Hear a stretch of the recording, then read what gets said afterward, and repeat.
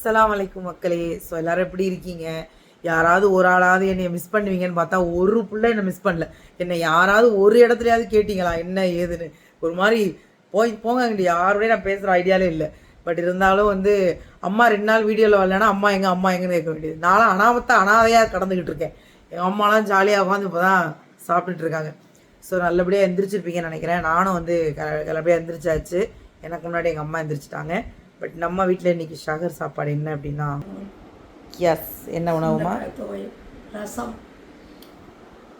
ரச சாதம், உருளைக்கிழங்கு வறுவல், சுண்டக்காய் துவையல்,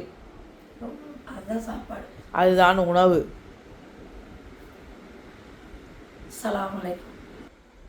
ஸோ எங்கள் வீட்டில் இன்றைக்கி ரச சாதம் தான். உங்கள் வீட்டில் என்ன ஷகர்னு சொல்லுங்கள்.